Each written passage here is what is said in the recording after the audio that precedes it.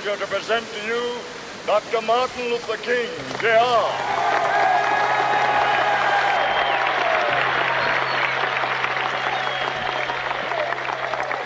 I am happy to join with you today in what will go down in history as the greatest demonstration for freedom in the history of our nation.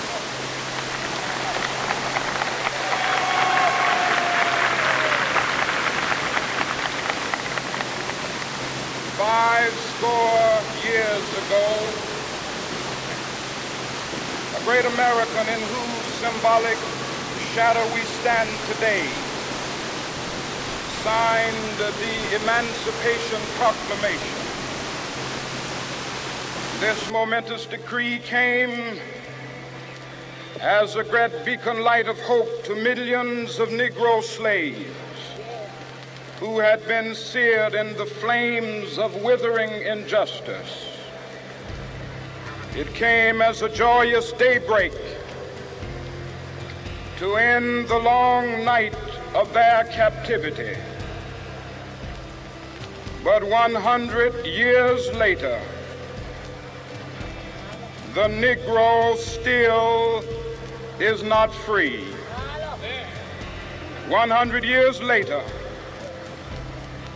the life of the Negro is still sadly crippled by the manacles of segregation and the chains of discrimination. 100 years later, the Negro lives on a lonely island of poverty in the midst of a vast ocean of material prosperity. 100 years later, the Negro is still languished in the corners of American society and finds himself in exile in his own land. And so we've come here today to dramatize a shameful condition. In a sense, we've come to our nation's capital to cash a check.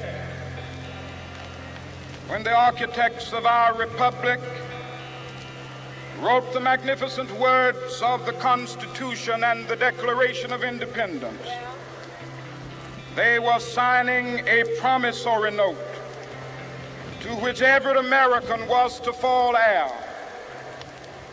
This note was a promise that all men, yes, black men as well as white men, would be guaranteed the unalienable rights of life, liberty, and the pursuit of happiness. It is obvious today that America has defaulted on this promissory note insofar as her citizens of color are concerned. Instead of honoring this sacred obligation, America has given the Negro people a bad check, a check which has come back marked insufficient funds.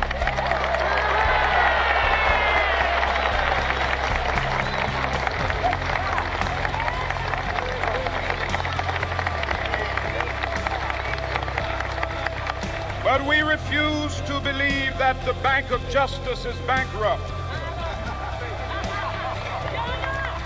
We refuse to believe that there are insufficient funds in the great vaults of opportunity of this nation. So we've come to cash this check, a check that will give us upon demand the riches of freedom and the security of justice.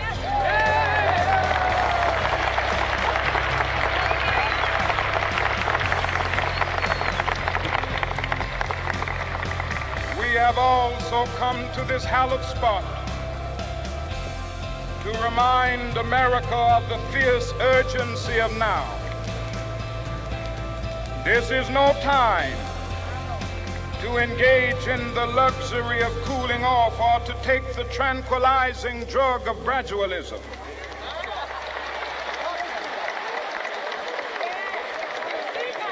Now is the time to make real the promises of democracy. It would be fatal for the nation to overlook the urgency of the moment this sweltering summit of the Negro's legitimate discontent will not pass until that is an invigorating autumn of freedom and equality. 1963 is not an end, but a beginning. Those who hope that the Negro needed to blow off steam and will now be content will have a rude awakening if the nation returns to business as usual.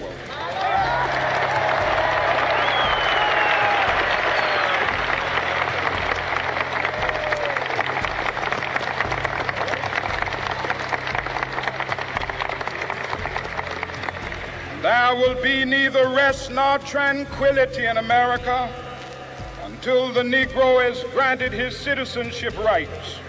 The whirlwinds of revolt will continue to shake the foundations of our nation until the bright day of justice emerges. But that is something that I must say to my people who stand on the warm threshold which leads into the palace of justice. In the process of gaining our rightful place, we must not be guilty of wrongful deeds. Let us not seek to satisfy our thirst for freedom by drinking from the cup of bitterness and hatred.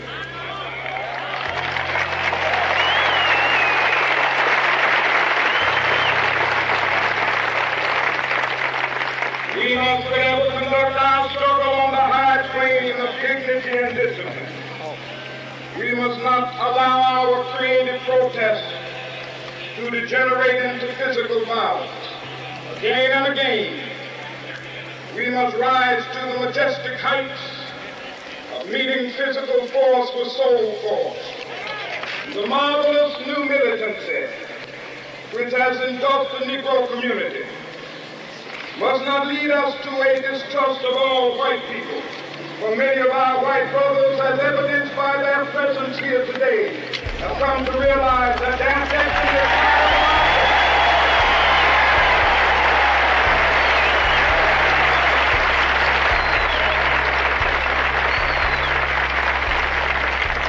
They have come to realize that their freedom is inextricably bound to our freedom. We cannot walk alone. As we walk, we must make the pledge that we shall always march ahead. We cannot turn back. There are those who are asking the devotees of civil rights, when will you be satisfied? We can never be satisfied as long as the Negro is the victim of the unspeakable horrors of police brutality. We can never be satisfied as long as our body is heavy with the fatigue of travel, cannot gain lodging in the motels of the highways and the hotels of the city.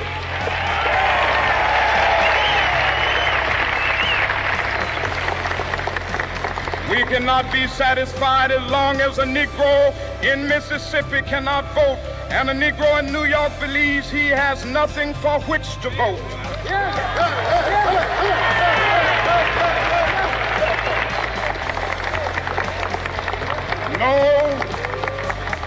No, we are not satisfied, and we will not be satisfied until justice rolls down like waters and righteousness like a mighty stream.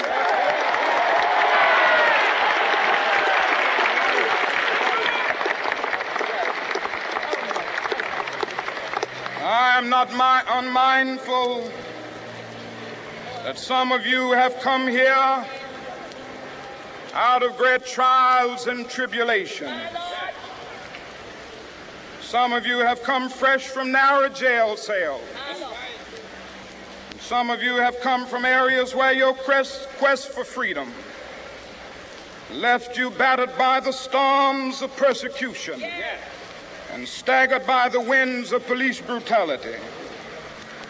You have been the veterans of creative suffering. Continue to work with the faith that unearned suffering is redemptive. Go back to Mississippi. Go back to Alabama, go back to South Carolina, go back to Georgia, go back to Louisiana, go back to the slums and ghettos of our northern cities, knowing that somehow this situation can and will be changed. Let us not wallow in the valley of despair. I say to you today, my friends,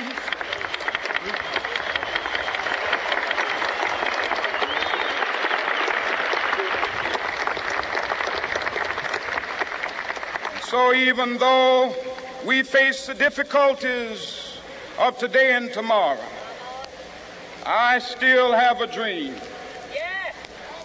It is a dream deeply rooted in the American dream. I have a dream that one day this nation will rise up.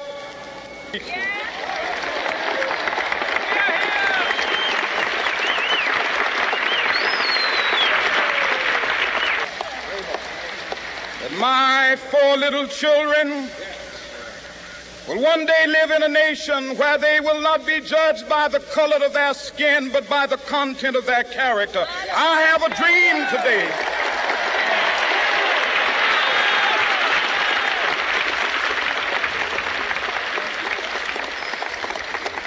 I have a dream that one day down in Alabama, with its vicious racists, with its governor having his lips dripping with the words of interposition and nullification. One day right there in Alabama, little black boys and black girls will be able to join hands with little white boys and white girls as sisters and brothers. I have a dream today.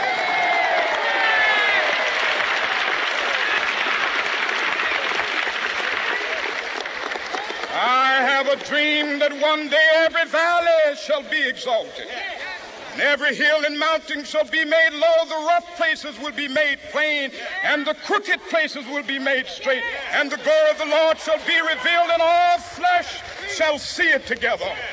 This is our hope. This is a faith that I go back to the South with. With this faith, we will be able to hew out of the mountain of despair a stone of hope. With this faith, we will be able to transform the jangling discords of our nation into a beautiful symphony of brotherhood.